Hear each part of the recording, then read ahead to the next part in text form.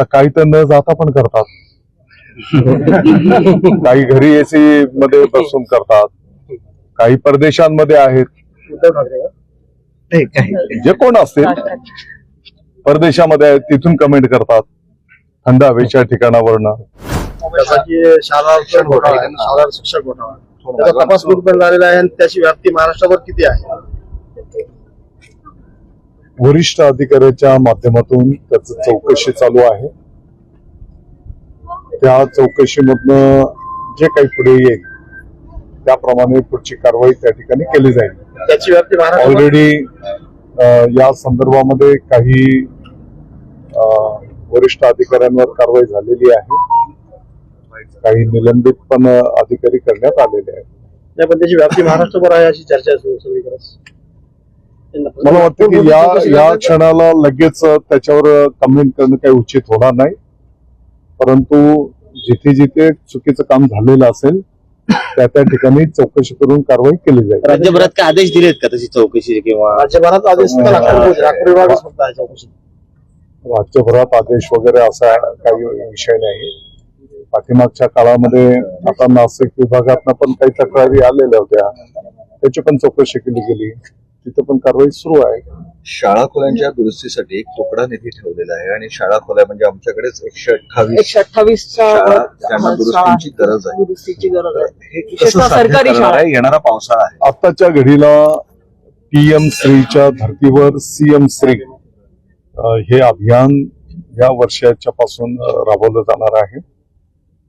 साधारणपणे केंद्र पातळीवर एक आदर्श शाळा त्या ठिकाणी निर्माण केली जाईल. 100 पटाच्या वरच्या ज्या काही आपल्या शाळा आहेत त्या शाळेमध्ये एक वर्ग हा आदर्श वर्ग केला जाईल, म्हणजे जिथे सर्व सुविधा ई सुविधांसह असा आपण उपक्रम हाती घेतो आहोत. साधारणपणे कोणकोणत्या हेड्स माध्यमातून आपल्याला निधी उपलब्ध होऊ शकतो त्याचंही स्ट्रक्चर त्या ठिकाणी आम्ही तयार केलेलं आहे आणि वर्षभरामध्ये साधारणतः तुम्हाला एक 25% बदल 50% राज्यव्यापी बदल तुम्हाला दिसून मागच्या केसरकर सरांनी घोषणा केली होती आणि टप्पा या संदर्भामध्ये शासन पातळीवरनं एक समिती गठीत करण्याचा निर्णय झालेला आहे. मध्यंतरीच्या काळामध्ये जे काही समितीचे प्रमुख म्हणून म्हणजे त्या समितीनेच मागणी केलेल्या प्रमाणे सचिवांची नेमणूक करण्यात आलेली होती. त्याच्यामध्ये काही कायदेशीर टेक्निकल मुद्दे पुढे आले आणि म्हणून त्यांच्या जागेवर आता आपल्याला दुसरे समितीचे प्रमुख नियुक्त करावे लागतील आणि ती समिती जे काही सर्व अभ्यास करून निर्णय देईल, अहवाल सादर करेल, त्यावरून मग पुढचं मार्गक्रमण केलं जाईल. शिक्षकांना गणवेश कंपल्सरी केला जाणार का? असा काही निर्णय अद्यापपर्यंत झालेला नाही. घोषणा केली होती ना, विचाराधीन आहे का काही? ऐका ना, घोषणा नव्हती केलेली. आमच्या शिक्षक मित्रांशी संवाद साधत असताना त्या शाळेमध्ये ऑलरेडी गणवेशवरच होते शिक्षक आणि मग त्यांच्याशी संवाद गप्पा करताना तो विषय आम्ही मैत्रीपूर्ण मध्ये चर्चा केलेली आणि जेव्हा समजा हा निर्णय करायचा असेल तर त्यावेळेस आमच्या ते सोपवलेला आहे. तो निधी साधारणपणे पुढच्या महिन्यामध्ये त्या मुख्याध्यापक महोदयांच्या खात्यावर जाईल. त्या शाळा पातळीवर त्यांनी तो गणवेश निवड करायची आहे. त्याचं स्वातंत्र्य त्या शाळेला आणि त्या समितीला दिलेलं आहे. फक्त ते गणवेश घेत असताना त्याचं कापड त्या विद्यार्थ्यांच्या शरीराला, त्याच्या त्वचेला त्रासदायक होणार नाही की विद्यार्थी पहिल्या दिवसापासून गणवेशात राज्यव्यापी तुम्हाला दिसून येतील. जुन्या पेन्शन योजनेचा पण मुद्दा खूप आतापर्यंत प्रलंबित आहे. लोकांचे आंदोलन वगैरे सुरू आहेत त्याच्यावरती.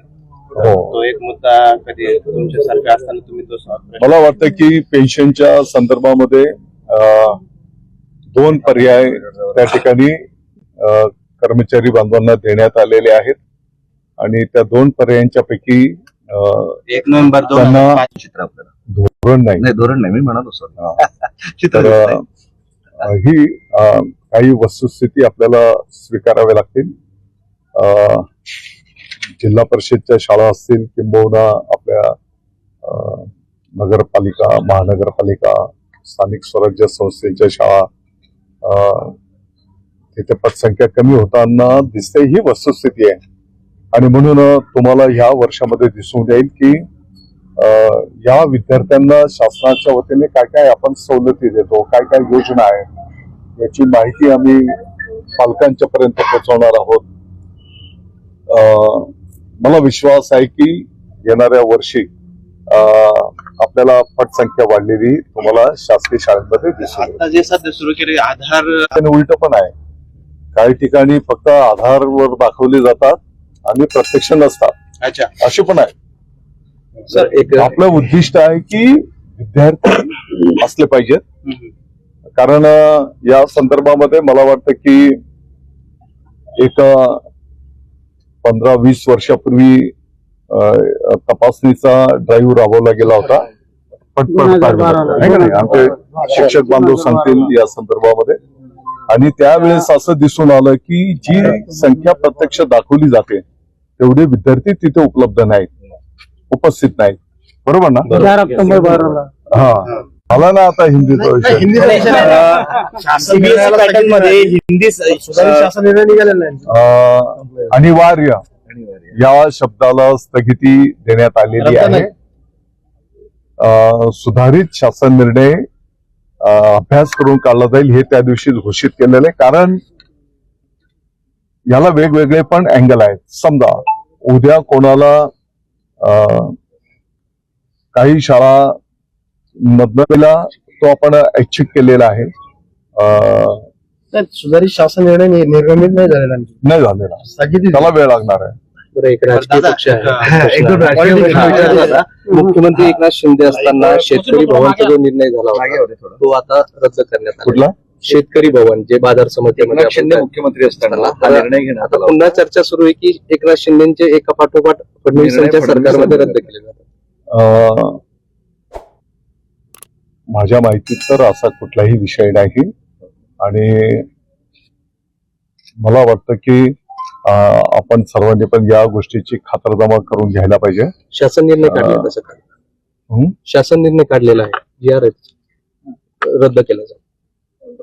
मी याचा माहिती घेऊन बोलेन. ठीक आहे. पहलगाम मध्ये एकनाथ शिंदे गेले होते आणि त्यांचे कौतुक करणारे पोस्टर्स लागले. त्यावरून टीका अशी होते आता की तुम्ही अशा कठीण प्रसंगी जाता आणि त्याही प्रसंगात स्वतःच कौतुक करून घेता, अशी टीका सुरू झालेली आहे. मुंबईमध्ये ते जे पोस्टर शिंदे साहेबांनी लावले का, पण कार्यकर्त्यांनी पक्षाने आता ऐका, आता काही तर न जाता पण करतात,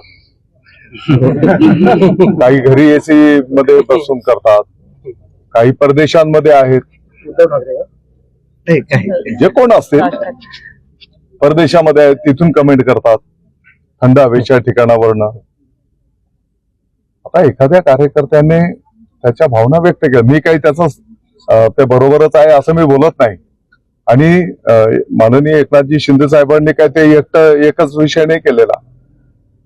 यापूर्वीच्या पण काळामध्ये तुम्ही जर पाठीमागचे 5, 25, 40 वर्ष जर तुम्ही बघितलं असेल, ते नुसतं राज्यापुरतच नाही, राज्याच्या बाहेर पण जर कुठे काही प्रसंग घडला असेल तर शिवसेनेचा प्रतिनिधी म्हणून ते तिकडे धावून गेलेले आहेत. कुठे पूर आला असेल, कुठे आजाराचं संकट आलं असेल तर त्यावेळेस तिथे त्यांनी शिवसेनेचा प्रतिनिधी म्हणून धावत जाऊन मदत केलेली आहे. असे अनेक प्रसंग आहेत. थोडी चढावड तर पाहायला मिळाली ना. पण कसले? हा, जिथे दरड कोसळलेली ते गाव, मी पण स्वतः होतो. म्हणजे रात्री तो डोंगर चढताना खूप वारा होता, पाऊस होता. मी स्वतः पण अर्ध्या रस्त्यात म्हणजे मला सूचना केली मी पण परत आलेलो होतो.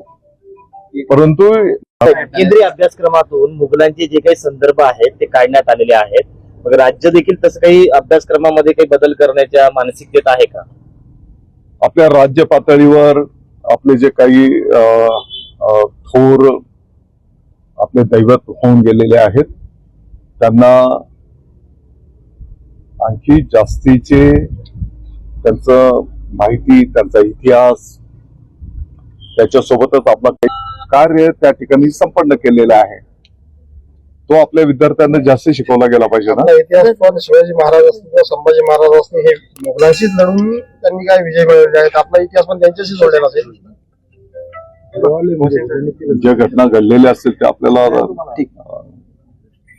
इतिहास थोडी बदलता येईल. पण मुघलांचं उदात्तीकरण करण्यापेक्षा त्या स्पेसमध्ये अभ्यासक्रमामध्ये छत्रपती शिवराय असतील, संभाजी राजे असतील, त्यांचा इतिहास वरती जबाबदारी दिलेली आहे. माननीय मुख्यमंत्री महोदयांनी अमरावतीची जबाबदारी त्यांचे आदेश त्यांनी दिलेत, त्याचं पालन आम्ही करतो आहोत. दादा एक प्रश्न, आपण शासकीय विद्यानिकेतनाला भेट देण्याचा मुख्य उद्देश काय समजा? कारण इथं आनंद गुरु आमचा पण विषय आहे.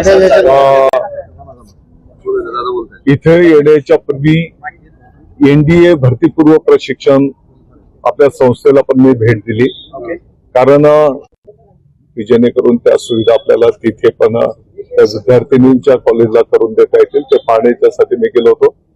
हा पण एक आपला चांगला विद्यानिकेतनचा प्रकल्प आहे. याची अवस्था खूप वाईट आहे. आता मी माहिती घेईन, समजा काही कमतरता असेल तर त्या सुविधा आपल्याला कशा देता येतील ते करू आपण.